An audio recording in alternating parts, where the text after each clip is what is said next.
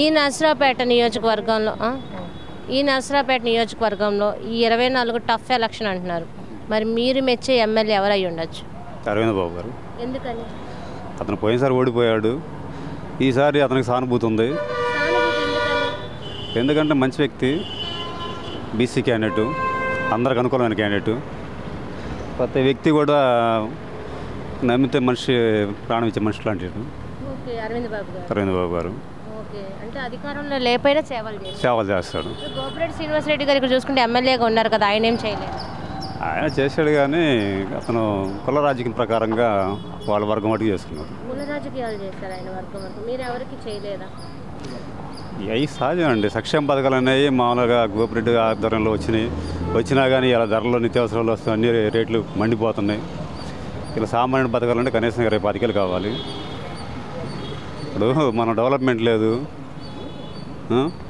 పిల్లల భవిష్యత్తు కోసం మనకు రాజధాని అనేది లేదు. ఇంతవరకు ఏదైనా కానీ దాన్ని సమకూర్చుకోవాలంటే మన చంద్రబాబు నాయుడు గారు సీఎం కావాలి.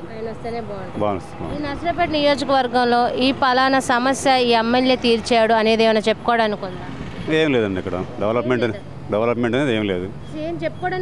2014 తర్వాత ముందుదే కానీ 2014 నుంచి ఆ ఎలక్షన్ అయిపోయి 2019 నుంచి డెవలప్మెంట్ ఏం లేదు ఇక్కడ. 2014 ముందు వరకే ఉంది ఇక్కడ. 14 నుంచి 19 వరకు. అప్పుడు ఎవరు చేశారు? అప్పుడు మన డాక్టర్ కొడవలి ప్రసాద్ గారు చేశారు. ఆయన తనంతా ఇక్కడ ఏమీ లేదు, అసలు ఇంకేం లేదు. అంటే ఇప్పుడు నర్సరావుపేట వెనక్కి వెళ్ళిందా ముందుకు వెళ్ళిందా? ఒక 10 సంవత్సరాలు వెనక్కి వెళ్ళిందండి. వెనక్కి వెళ్ళిపోయింది. చంద్రబాబు నాయుడే రావాలి. చంద్రబాబు నాయుడు గారు రావాలి. ఇక్కడ అరవింద్ బాబు గారు. ఎంపీ గారు కృష్ణదేవరాయలు గారు. ఎంపీ లవకృష్ణదేవరాయలు కావాలి. అంటే ఎంపీగా ఆయన ఎందుకు? అతను కూడా డెవలప్మెంట్ ఆలోచించేతను. సార్ ఇక్కడ నర్సరావుపేటలో ఈసారి ఎమ్మెల్యేకి ఎవరు గెలవచ్చు అంటారు? ఏమని జనం నాడి అటు చెబుతామా మనం? జనంలో మీరు ఒక నాడే కదా, మీ నాడి మా నాడి ఏం చెబుతుంది? తెలుగుదేశం గెలుస్తుంది అనుకుంటున్నాను. ఎందుకని అంటే గత 5 సంవత్సరాలు వైఎస్ గవర్నమెంట్ పరిపాలించింది కదా, సహజంగా మరి దాని మీద అసంతృప్తి ఏర్పడుద్దిగా కొంతవరకు. ఏర్పడిందిగా మరి. ఇప్పుడు అరవింద్ బాబు గారు గెలవడానికి ఆయన వస్తారు అని మీరు అనుకోవడానికి కారణం ఏంటి? గత 10 సంవత్సరాల నుంచి కష్టపడతాను కనుక. అందుకని ఆయన వస్తే ప్రజలకు సేవ చేస్తారు అనేది అయితే మీకు నమ్మకం ఉందా? అది మరి చూస్తే కానీ తెలియదుగా. మరి ఇక్కడ చూసుకుంటే నర్సరావుపేటలో అసలు డెవలప్మెంట్ ఏం జరిగింది? ముందు నాకు డెవలప్మెంట్ కావాలి. ఇక్కడ ఏం జరిగింది? డెవలప్మెంట్ ఏముంది, జరిగేది ఏముంది? మందుకు రేట్లు పెంచుకున్నాడు, కాస్త వస్తే గవర్నమెంట్ మరి పింఛన్ల మంచిలు ఇవ్వాలంటే జరుగుబాటు కావాలి కదా, ట్యాక్సీలు పోవడం అన్నీ పెంచి ఇది చేస్తాను. ఇంకా డెవలప్మెంట్ ఏముంది? మనం ఎరగని డెవలప్మెంట్ ఏడా. ఇప్పుడు చూసుకుంటే రాజకీయాలు చాలా వేడిగా ఉన్నాయి. ఎండ కంటే ఘోరంగా ఇప్పుడు రాజకీయాలు వేడిగా ఉన్నాయి. మరి ఈ నర్సరావుపేటలో రాజకీయాలు ఎలా ఉన్నాయి? ఎవరు గెలవచ్చు? ఒకటమ్మా, జనం ఆలోచన చేయాల్సిందే డెవలప్మెంట్ గురించి ఆలోచించాలి. డెవలప్మెంట్ లేనిదే ప్రగతి ఉండదు, పురోగతి ఉండదు. డెవలప్మెంట్ ఉంటేనే ఏదన్నా. సపోజు మన ఇంట్లో తండ్రి బాగున్నాడు అనుకోండి, పిల్లలు బాగుంటారు. తండ్రి బాగోకపోతే పిల్లలు చెడిపోతారు.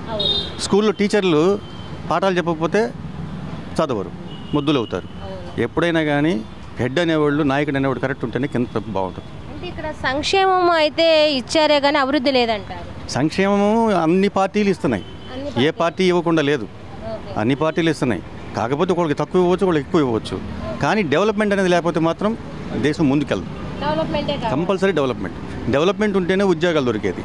ఇప్పుడు ఇండస్ట్రీస్ అనే కాదమ్మా, ఇండస్ట్రీస్ అనే కాదు, ఇండస్ట్రీస్ ఉండాలి, ప్లస్ ప్రైవేట్ గవర్నమెంట్ జాబులు భర్తీ చేయాలి, అవన్నీ ఉండాలి. చదువు ఉండాలి.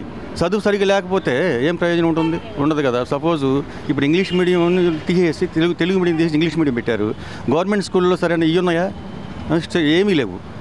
అప్పుడు ఎంతమంది తప్పారు? ఇప్పుడు చూడండి, ఒక 8 స్కూళ్ళు అయితే 0%. 8 స్కూళ్ళు 0% పాస్ అయ్యారు. 0%. 8 స్కూళ్ళల్లో, 8 స్కూళ్ళు గవర్నమెంట్ స్కూల్లో. దానికి ఇదేమిటి? ఇంగ్లీష్ మీడియం ఉండాలి, తెలుగు మీడియం ఉండాలి, రెండు ఉండాలి. ఒకసారి తెలుగు వచ్చేవాడిని ఇంగ్లీష్ మీడియం పెడితే వాడికి ఒక్కసారికి ఏమవుతుంది? ఎలా మార్చాలి? 6వ తరగతి మార్చాలి, తర్వాత 7th క్లాస్ మార్చాలి, తర్వాత 8th క్లాస్ మార్చాలి, తర్వాత 9th క్లాస్ మార్చాలి. అట్లా మార్చుకుంటూ పోవాలి. కానీ ఒకేసారి మార్చేస్తే వాళ్ళకి ఇది ఉండదు, దెబ్బతింటుంది. ఉండే టీచర్లు సరిగ్గా ఫిలప్ చేయాలి. తెలుగు వచ్చిన వాళ్ళని టీచర్లు పెట్టి ఇంగ్లీష్ చెప్పమంటే ఏం చెప్తారు? అది డెవలప్మెంట్స్ చాలా వీక్ అమ్మ, చాలా వీక్, 100% అది. మరి ఇక్కడ చూసుకుంటే నర్సరావుపేటలో ఎవరు గెలవచ్చు అంటారు? ఒకసారి ఇప్పుడు ఏంటంటే కామన్గా గవర్నమెంట్ మీద వ్యతిరేకత ఉంటుందమ్మా, అది కొంచెం ఎక్కువ ఉంది. ఎక్కువ ఉంది. అయితే అరవింద్ బాబు గారి సింపతి ఉంది. ఆయన సీట్ తెచ్చుకోవడం ఒక గొప్పతనం. ఆయన వేరే వాళ్ళకి ఎవరిని ఇచ్చినా కూడా కష్టమయ్యేదేమో, అరవింద్ బాబు గారికి ఇచ్చారు కాబట్టి ఆయన కొంచెం సింపతితో ఓట్లు పడతాయి. ఓట్లు ఖర్చు పెట్టుకున్నారనే భావన ఒకటి ఉంది, మంచోడనే భావన ఒకటి ఉంది, గెలుస్తారు అంతే. నర్సరాపేటలో ఇప్పుడున్న ఎలక్షన్ అయితే చాలా టఫ్ ఎలక్షన్, నువ్వా నేను హోరాహోర ఉందంటున్నారు. అసలు ఈసారి ఎమ్మెల్యేగా ఎవరు గెలవచ్చు? ఈసారి ఎమ్మెల్యే గారు గవర్నమెంట్ మారిద్దమ్మా. ఈసారి గ్యారెంటీగా మారిద్ది. ఎందుకంటే కొద్దిగా అభివృద్ధి లేదు, కొంతమంది ఈ విధంగా ఉంది. రాజధాని ఒకటి ప్రాబ్లం ఉంది. అంటే పిల్లల చదువులు అన్నీ బాగానే ఉన్నాయి, కానీ ఏదైనా కొద్దిగా డెవలప్మెంట్ లేదు. ఈసారి తెలుగుదేశమే ఫామ్లో ఉంది. గోపిరెడ్డి శ్రీనివాసరెడ్డి ఈసారి హ్యాట్రిక్ కొట్టచ్చు అంటారు. అయితే ఇక్కడ హ్యాట్రిక్ కొట్టడం ఈసారి కష్టమే. కష్టమే అంతే. ప్రజల్లో ఉన్నాడు, కానీ ఇక పైనుంచి డెవలప్ అనేది పెద్ద ఏమి లేదు. చదలవాడు అరవింద్ బాబు గారు మరి ఇవన్నీ చేస్తున్నాం. ఆయన ఓడిపోయాడు. ఈసారి సానుభూతిగా గెలవచ్చు, గ్యారెంటీ గడుపుతాడు కూడా. అతను గెలుస్తాడు పక్క.